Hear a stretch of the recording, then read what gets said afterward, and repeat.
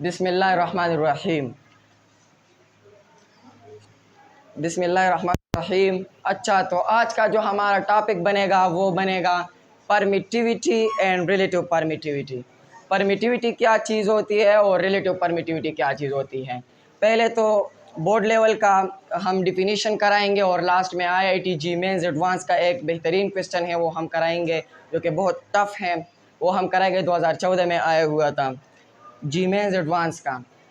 तो चलिए शुरू करते हैं टॉपिक की तरफ। आइए, permittivity and relative permittivity. Permittivity, इसके बाद हमने कूलम्स लॉ पढ़ाया था कि एक Q1 है एक Q2 है, इसके बीच का जो सेपरेशन R है, उसके बीच का जो फोर्स है वो या तो रिपल्जन होगा या तो अट्रैक्शन होगा। तो आप समझते हैं वो होगा कि Q1 Q2 बटे R²। ये तो आप लोगों ने पढ़ा। अब हम आते हैं कि ये के जो था वो डिपेंड कर रहा था मीडियम पे। यहाँ पे जो के था वो डिपेंड कर रहा था मीडियम पे। के डिपेंड्स अपॉन मीडियम, और के का वैल्यू जो था वो था 1/4 पाई एप्सिलॉन। और ये 4 पाई को हम सॉलिड एंगल बोलते हैं और ये एप्सिलॉन को हम परमिटिविटी बोलते हैं, permittivity of medium. Permittivity of medium इससे ज़ाहिर होता है कि ई जितना ज़्यादा फोर्स उतनी कम, यानी जब परमिटिविटी किसी मीडियम का ज़्यादा होती है तो उसके चार्ज के बीच का जो सेपरेशन होता है वो वीक कर देती है। कौन सी चीज़? ये परमिटिविटी।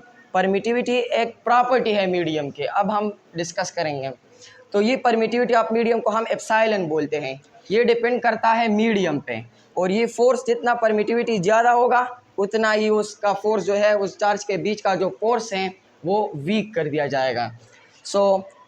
अब आप लोगों के जहन में ये सवाल होगा कि हमारे पास एक Q1 है एक Q2 है, इसके बीच का सेपरेशन मान लेते हैं R है।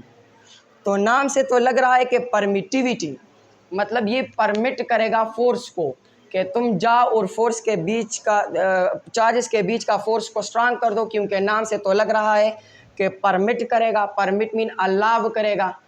तो ये इस तरह नहीं होगा, ये ऐसा आपको लगा, फील होगा आपको। तो फील के लिए आइए, ये परमिटिविटी जो है ये मूवी में विलन की तरह आया। जैसा किसी मूवी में हम नाम रख देते हैं राम खिलावन, तो राम खिलावन नाम से तो लग रहा है कि वो भला करेगा, लेकिन असल में तो वो बुरा करेगा। तो यहाँ इस परमिटिविटी का मतलब भी यही है कि असल में तो इसका जो नाम है परमिटिविटी, ये क्या है? ये परमिट करेगा अपने खुद के फील्ड को। मान लो it permits its own field, अपने खुद के फील्ड को परमिट करता है, अलाव करता है कि तुम जाओ और अपने दो चार्जेस के बीच का जो इंट्रैक्शन फील्ड है उसको वीक कर दो। जैसा मान लो Q1 Q2 के बीच का जो इंट्रैक्शन है, ये परमिटिविटी प्रॉपर्टी ऑफ मीडियम है। वो अपने खुद के फील्ड को अलाउ करते हैं कि तुम जाओ और दो चार्जेस के बीच का जो सेपरेशन होता है और जो फील्ड इंट्रैक्शन होता है उसको वीक कर दो, उसको तोड़ दो। तो ये होता है परमिटिविटी।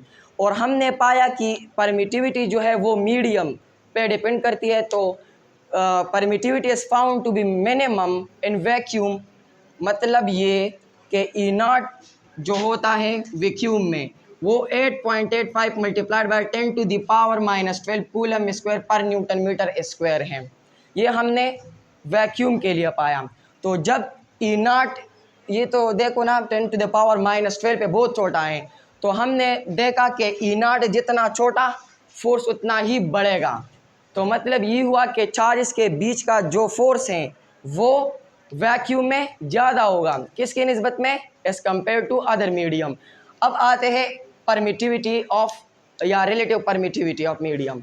तो रिलेटिव परमिटिविटी ऑफ मीडियम ये है कि बहुत जमाने लगते लगते हमने एक और चीज़ डिस्कस किया, वो था रिलेटिव परमिटिविटी। ऐसा था कि परमिटिविटी, रिलेटिव परमिटिविटी जो है वो ग्लास के लिए अलग था, वाटर के लिए अलग था। परमिटिविटी जो है एयर के लिए अलग। एयर के लिए जो हम इस्तेमाल करते हैं वो ये है, क्योंकि ये एयर जो है वो पार्टिकल तो होते हैं, लेकिन हम अजम्पशन मान लेते हैं कि एयर जो है वो हम E0 पुट कर लेते हैं। तो ये था परमिटिविटी। अब रिलेटिव परमिटिविटी क्यों आया? इसका वजह ये है कि परमिटिविटी जो है वो बहुत सारे चीज़ों का होते हैं। ग्लास का अलग होते हैं, फिर ग्लास तरह तरह के होते हैं, जैसे कि प्लेक्सी ग्लास होते हैं, इस तरह वाटर में, लिक्विड में, ऑयल में, अल्कोहल में। तो इसके लिए हम एक नया टर्म को इंट्रोड्यूस करना पड़ा, उसको हम कहते हैं रिलेटिव परमिटिविटी।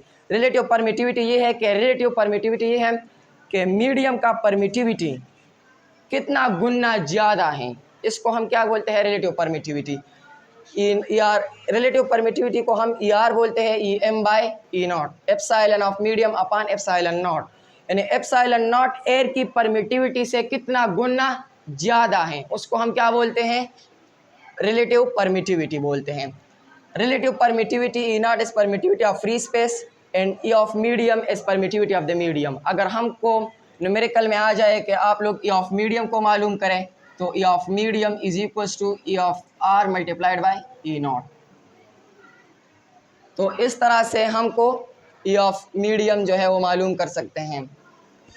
ये था E of medium, ER multiplied by E0, epsilon of not multiplied by epsilon of relative permittivity. So फिर आते हैं क्वेश्चन जी मेंस एडवांस का। IIT जी मेंस एडवांस में आते हैं कि 2 identical metallic sphere charges are hung by string.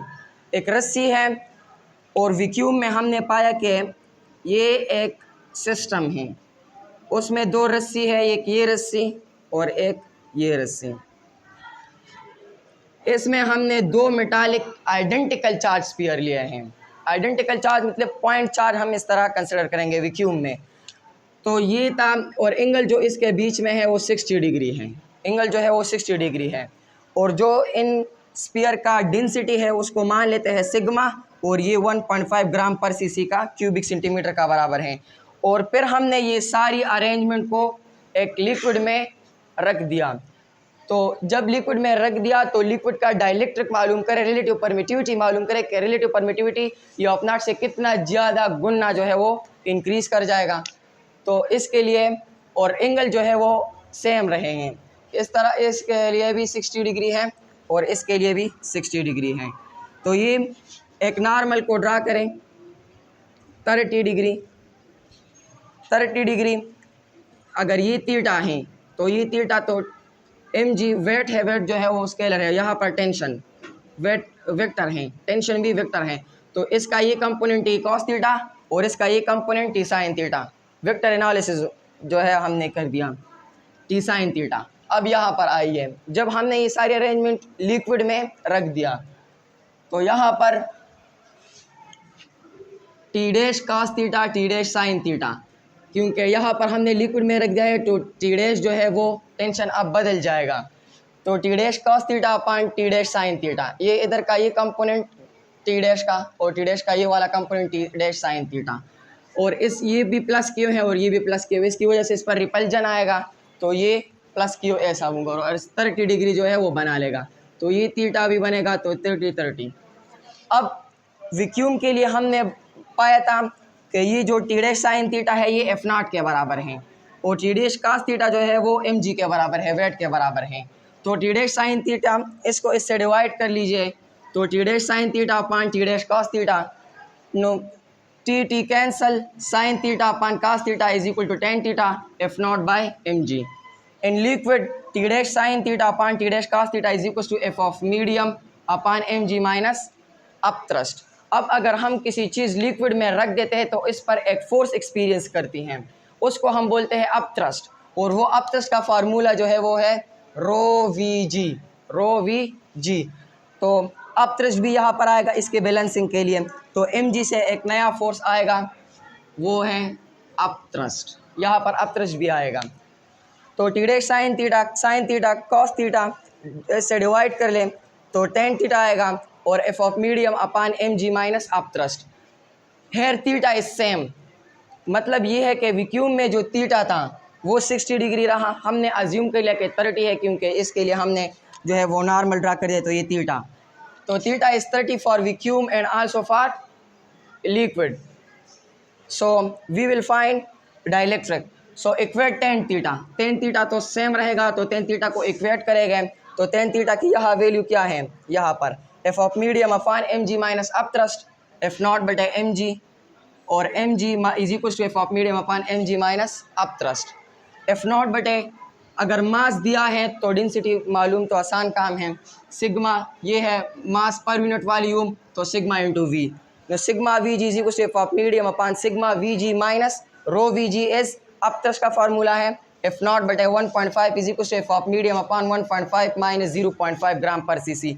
ऐसा unit में कन्वर्ट करने की ज़रूरत नहीं।